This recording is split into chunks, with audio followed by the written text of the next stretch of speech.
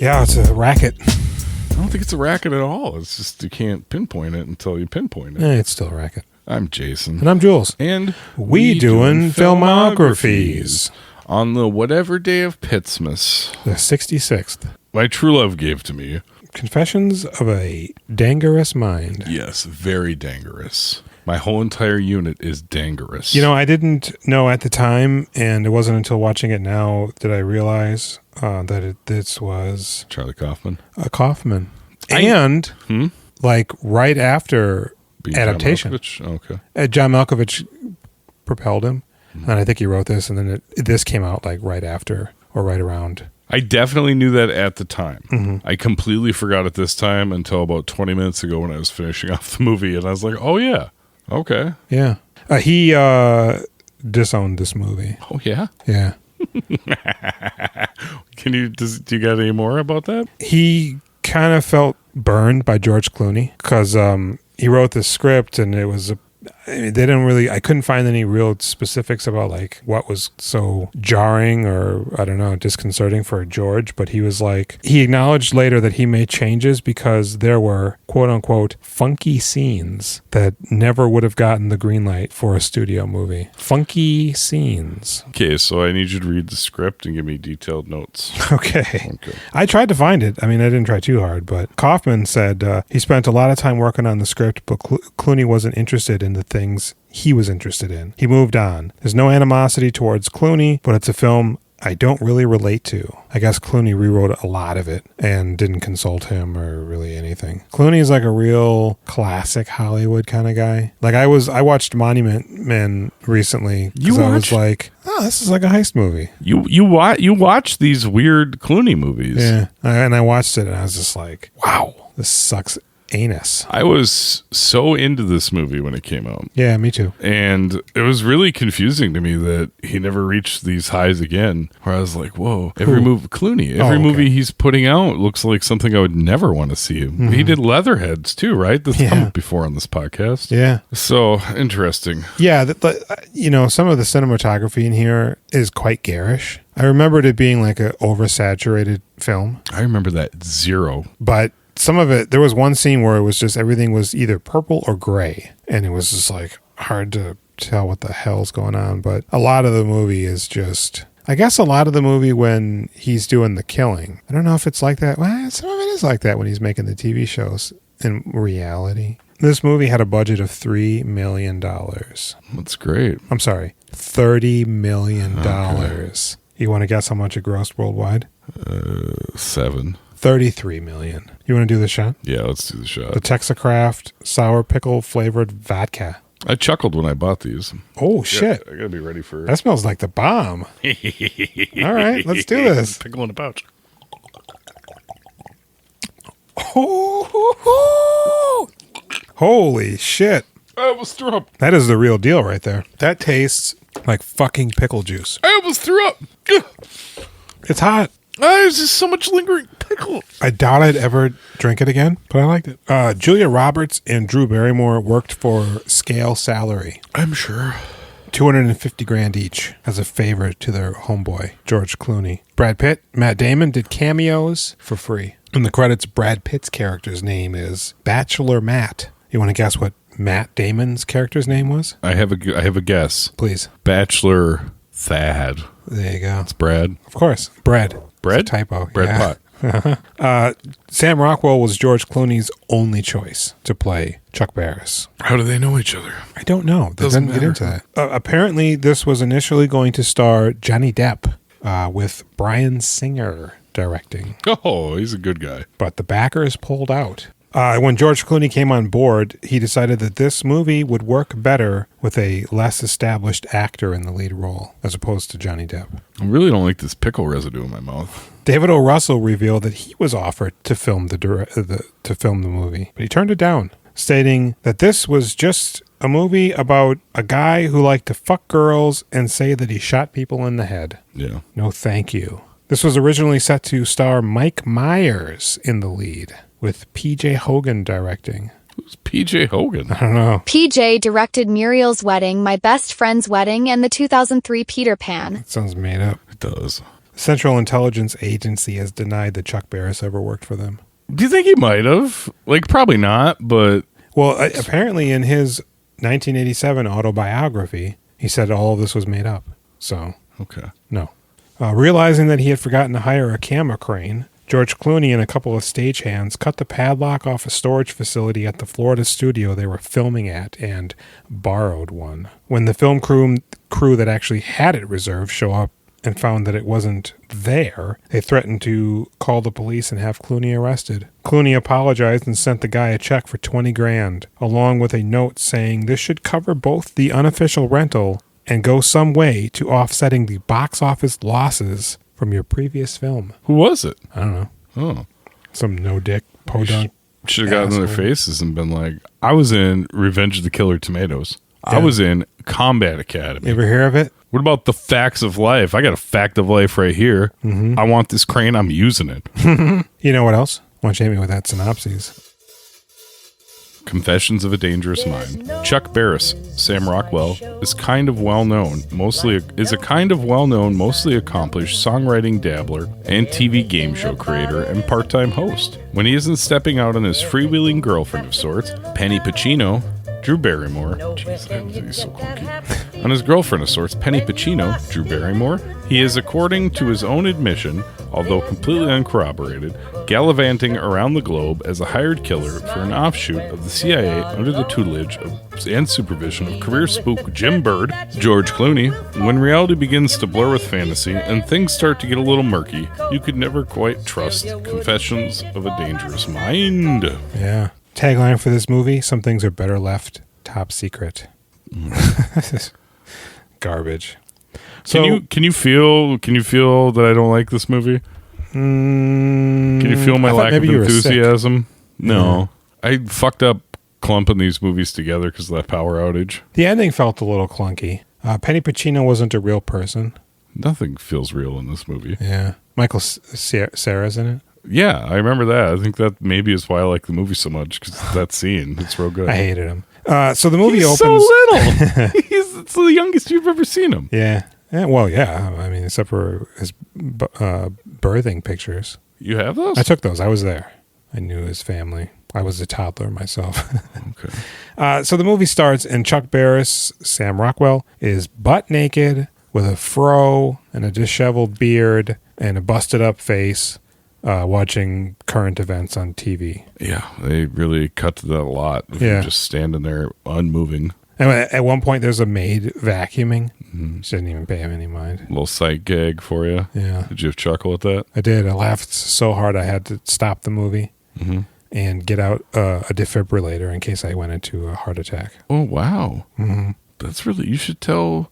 Who Chuck Klosterman? Charlie Kaufman? You should tell him about that. I should. He could write a movie about it. And he'd be like, yeah, that wasn't in my script. That's one of many Clooney bullshits.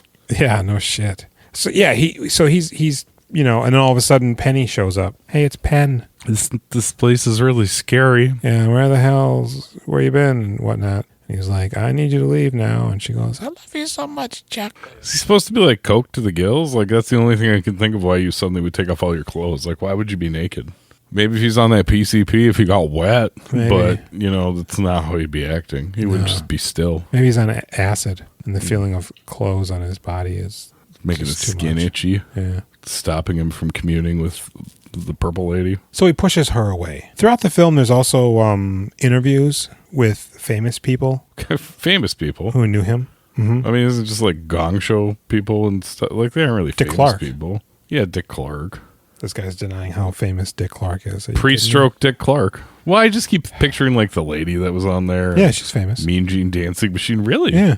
The guy with the bag on his head. Come on. He wasn't one of the... Was he there for the interviews? It was a brief one, yeah. Really? Yeah. A brief interview with the hideous man? Yeah. Okay. The unknown comic dog or something. Oh, the bounty hunter was under that bag the whole time? Yeah. Well, they knew it was him when he said the bad word. He did. He said, oh, it's a dog.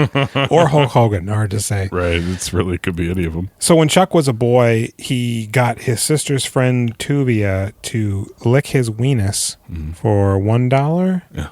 Because he said it tasted as if it were made of strawberry. And she's like, that's not true. And he's like, no, it is true. Like it's like a lollipop. And she's like, I know you're lying to me. And he's like, bet you it does. I bet you $1. But he'll never find out what it tasted like to her. We come to find out ourselves. Like he wants her to tell him? Yeah, like skin, maybe? Well, he's like, I told her it tasted like strawberries, but she never told me what it actually tasted like. Did it make you a little uncomfortable, like those two little kids looking at each other in this situation? Yeah, especially because one of them is Michael Cera, who's a known predator. No, he's not, is he? No, I think Michael Cera is a pretty alright dude. I have no idea. I still find his delivery like really funny. Like I like his character a lot, the Cera version, you know. But seeing that little girl there just like really hammers home how young they are and how inappropriate it is. Like 8. It's really like they're not 8. Yeah.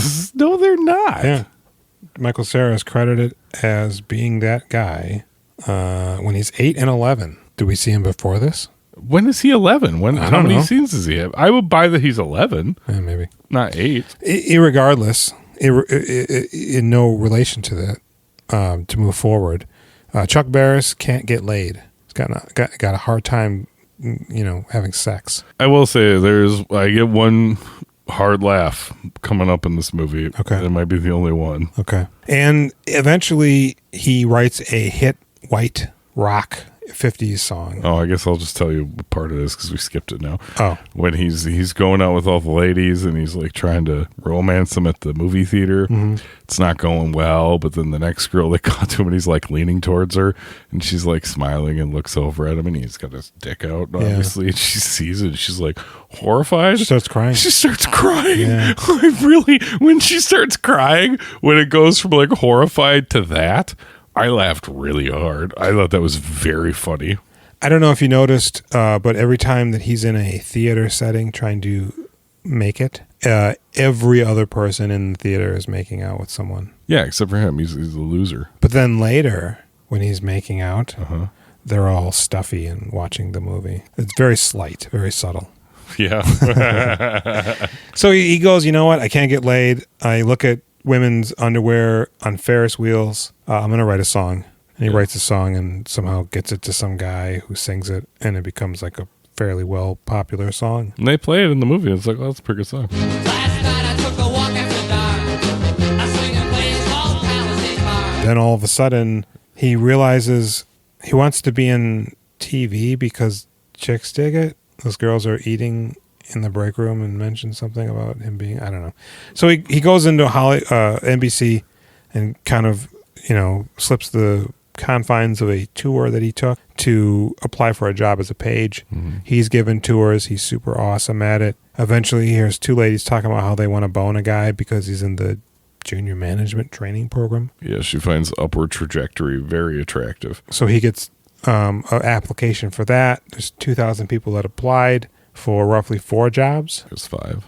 And he's like bully to that, but then somehow fast forward and he's now... Well, he lied on his thing. He went up to that list of people that worked at the company and listed them as like references. He listed the president. Mm-hmm.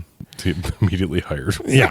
So he's on the set of some show doing whatever, and then he comes up with the idea for the dating game.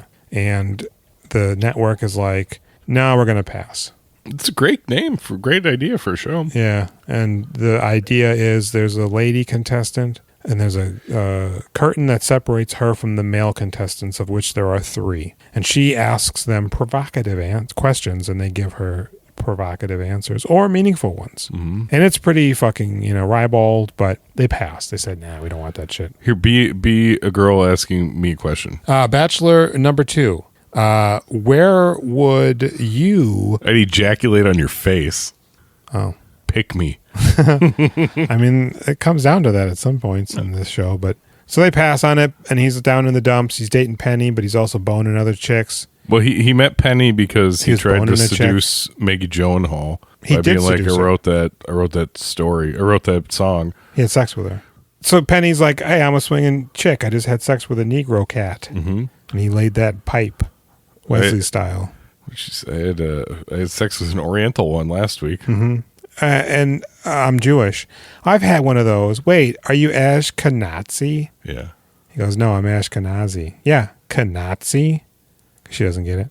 I think it's at this somewhere in this point that George Clooney approaches him, makes himself known. You see him. He is on the steps behind them after he sells his first show. After they call him back and they're like, "We'll do it." Right. Oh wait, when they gets the money for the pilot, not when the show gets picked up. Yeah. George the two Clooney of them is split, and he's right behind him, predominantly on display, even though it's supposed to be inconspicuous style. I was like, "Is that Clooney?" Yeah, I was like, "Oh, that's weird. It didn't look like Clooney, but I'm pretty sure it's Clooney." And so he ends up getting punched in the face for some reason at a bar for talking mad shit. Yeah, because he's grouchy. And they throw his ass out, and that's when Clooney's like, "Hey, I can teach you how to kill a man or whatever if you want a job." And he goes, "You coming on to me?" "No." And then he goes, "I'll buy you a sandwich." And so they go out to eat. And he's like, "Yeah, I'm with a company that does stuff, and we think that you could do stuff with us." You ever heard of a Colombian necktie? Mm-hmm. You ever heard of a Algonquin anal bead? You don't even want to know. Did you make that up? I did. The first place that came to mind, and the first thing that rhymed sort of with it. Not rhymed, but it was a literal. Oh. Is it a really big table you stuff up their butt? Mm-hmm. Okay. That's a bad way to go. Yeah, quite. Oh my goodness. And so he's like, "All right, well, word. You know what? I'll do that. I'll join you and kill." And he goes, "Okay, word." So they take him to like a place, and John Robert Burke is the guy that's there yelling at them, teaching them how to do stuff. Were you excited to see John Robert Burke? I was, and I thought he was actually really good in this. Yeah, he's a little bit funny. Yeah, when they bring him back. I like John Robert Burke a lot. This movie is just rubbing me the wrong way pretty much the whole time. Yeah. I find like little things funny, but it just seems like a shit movie. Yeah. It just seems like it's shitty and like not... Like he's just pulling strings and he's got money to make it look nice and he could bring in his ringer friends and he had somebody really good write the script and then he turded it up. Yeah, I absolutely hated the Brad Pitt and Matt Damon cameo. It's so stupid. They don't even say anything. And not only is it that weak, Brad Pitt is looking directly at you, watching him and just giving you the finger, basically. Matt Damon looks like he just got off the set of Ocean's 11. He's at least acting. And then fucking Julia Roberts, man. God. I hated her until her final scene. And then I kind of liked her, but her like wigs and like her whole vibe, I'm like, this is so stupid. Her final scene is all I remembered. And so I thought it was literally just like, oh, she's here and type of a thing. I didn't remember that they actually apparently had like a simmering romance going on. I had like zero memory of this movie despite owning it on DVD, seeing it several times. What I remember is the Michael Cera scene and like him dancing a little bit on set. I think that's all I remember. I remember Clooney on the diving board. That stuck out to me quite vividly. Yeah, it's a good shot. It's fantastic. Mm-hmm. Fantastic scene. Be a lot better in a good movie. Mm-hmm. So he's training to murder, and he's really good at shooting stuff. These guys are always really good at shooting stuff. Yeah, it's like their little trope of these movies. Like, oh my God, I'm a natural. I can hit a bullseye every time. And while the camera's panning past all of the guys, while John Robert Burke is trying to show them how to kill a guy, but probably, I guess, not actually doing it, he actually does it and kills the guy. That's terrible. It's a guy that's just like a cadet. But they have name tags on. Their last names. Uh-huh. One guy's last name, Lee. Another guy's last name, Ruby. Oh. You didn't catch that? No. Wow. Because later, once Sam Rockwell graduates and is off to kill, he's talking to two fellers and he go, oh, yeah, we're going on assignment. He's like, yeah, I'm going to Dallas. And then he goes, all right, see you, Lee. See you, Ruby. You know who those people are? Yeah, I mean, I get it when you say it now, but I didn't pick it up in the movie. Wow. Yeah, that was Lee really Harper, author of To Kill a Mockingbird. And the Harper Chronicles magazine. Right, and Ruby from A Price Above Rubies, the Renee Zellweger movie. Mm-hmm. Which later they made a sequel to called Romancing the Stone. Oh, that is a good one. That is a good one. So, yeah, obviously that's that. It's stupid, but...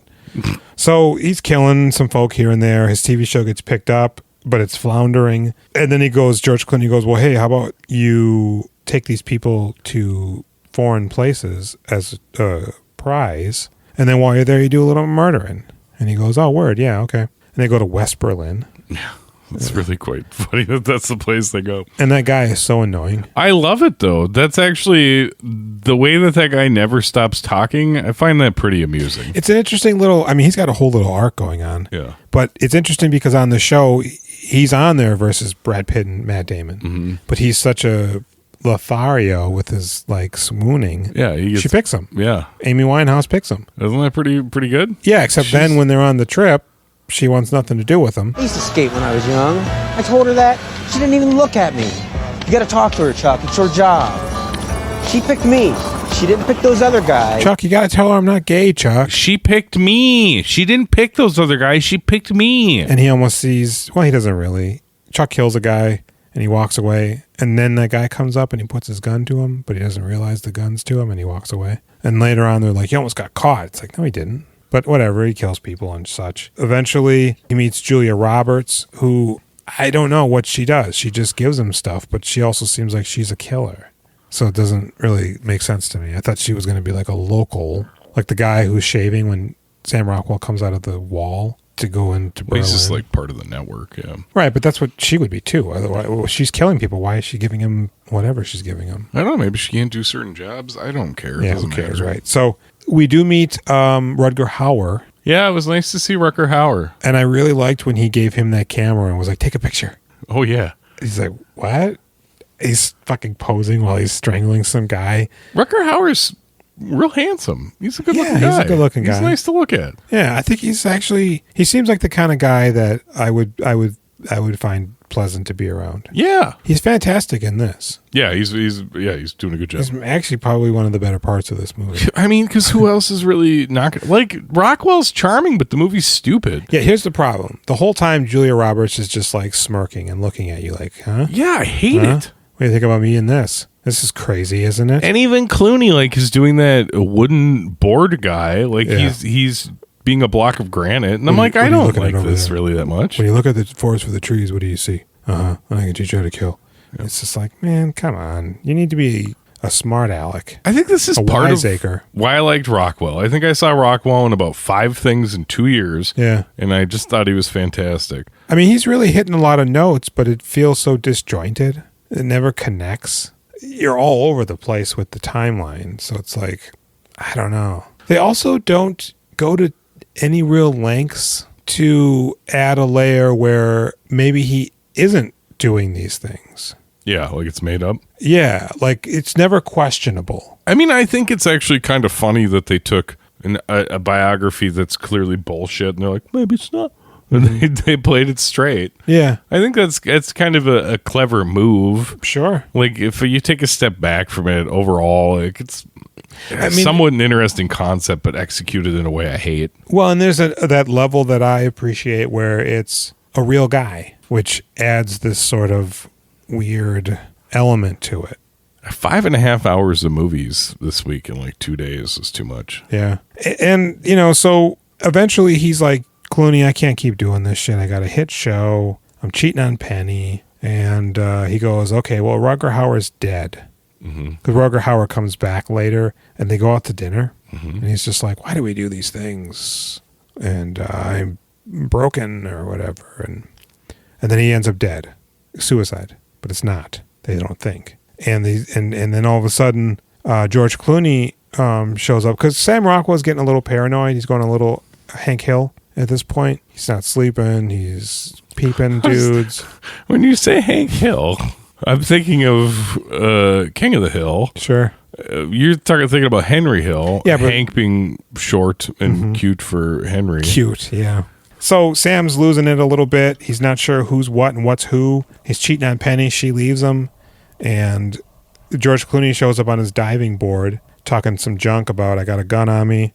There's like moles or some shit. I need you to find them. And he goes, well, they're destroying my lawn. How do you know it's not me? And he's like, cuz. And then they zoom out and the blood that's trickled apparently down his leg has just filled the pool. We never see what happens to him. Does he fall off and go into the water? Does he walk away? Rockwell flees, so he doesn't have to deal with the body. Yeah, I think they were probably like, shit, what do we do here? So he's like, well, shit. It's got to be Julia Roberts. So he goes to see her, and they're making out, and apparently they had a whirlwind relationship, because there was like a weird point where he was thinking, do I leave Penny and go with Julia, or do I stay with Penny and leave Julia? I'm like, what? So she pours him a drink, and obviously there's some shenanigans going on just out of view of the shot that we're seeing.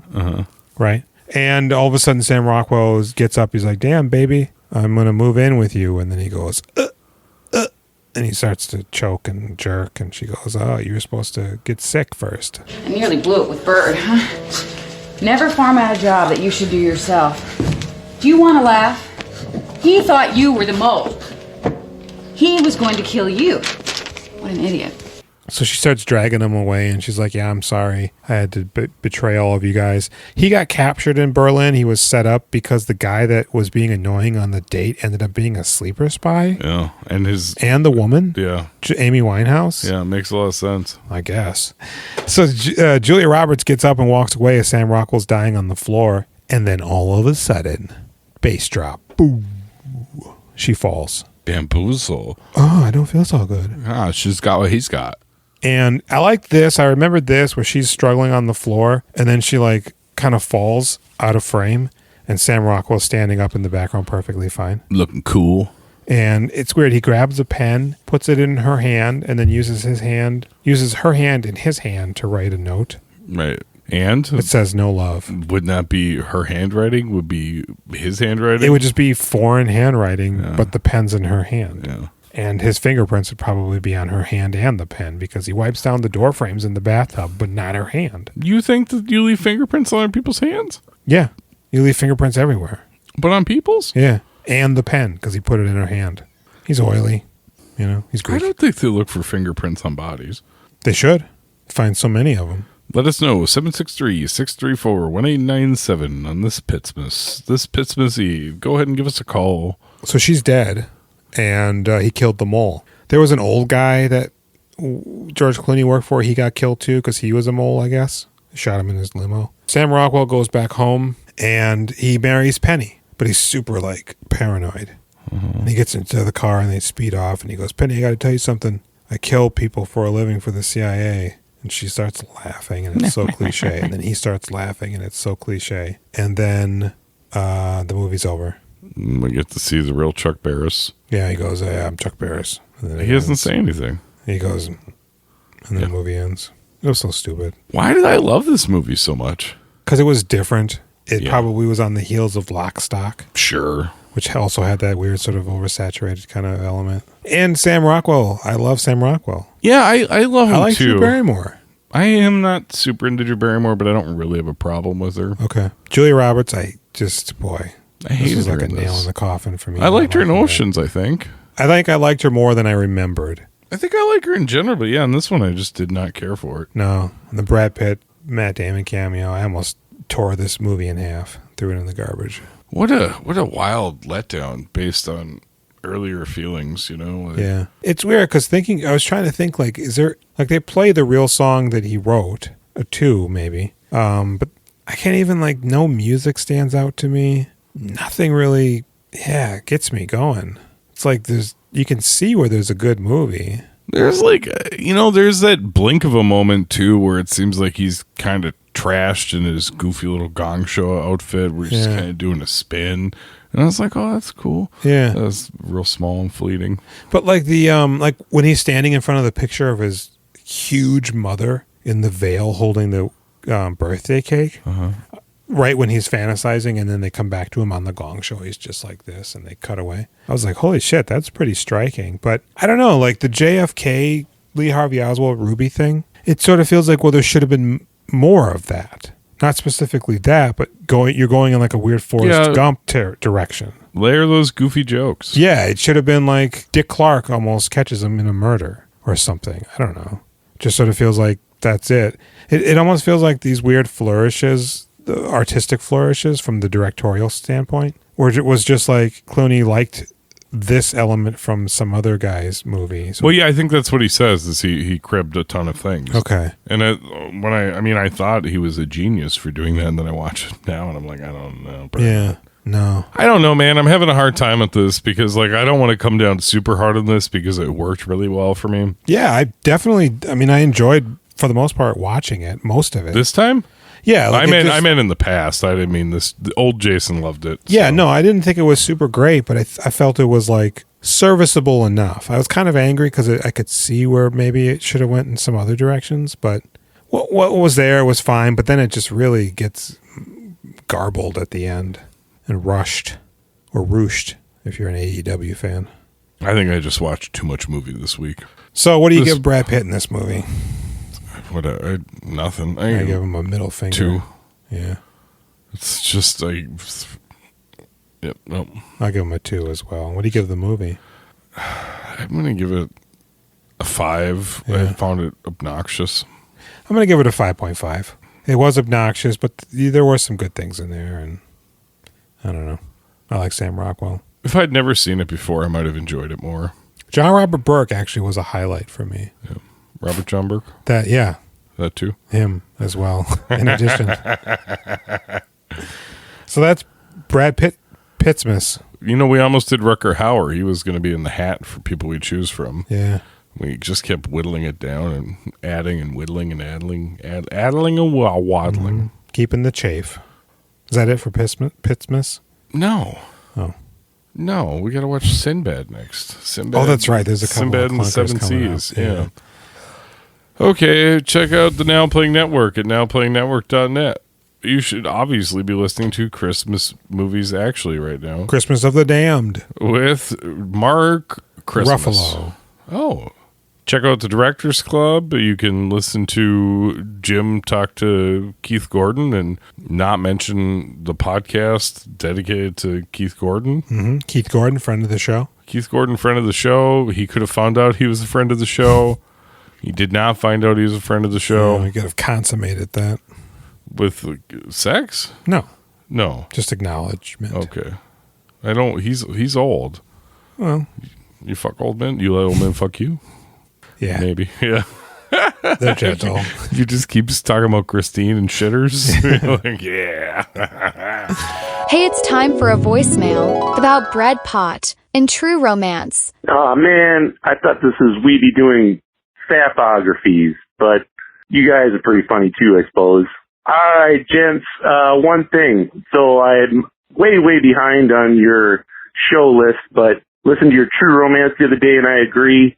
It's pretty mid to kind of frustrating. Also, though, wanted to address the whole cleaning products line. So I've had this DVD for years, and I'll never forget the DVD commentary where Brad Pitt chuckled about that scene and said that was an ad-lib line because he imagined that Floyd would just simply make that statement out of some kind of indignation and pose so that it would appear like he was going to clean the place and Dick would have to stop calling him a piece of shit. That gave me a chuckle. Also, you guys should definitely watch the Jim Carrey would-be sexual thriller shot entirely in cloudy skies and muted blues and grays called Dark Crimes. If you want to see Jim Carrey do a fake Polish accent and be entirely too self-serious while also watching an terribly uncomfortable sex scene between he and Charlotte Gainsborough and to see his bearded, wrinkly O-face, that's your jam. All right, guys, keep up the good work. Love the show. Talk to you later. Bye. Find us on our link tree. Yeah. On Instagram. We do filmographies. If you're listening to this, just continue to listen to it.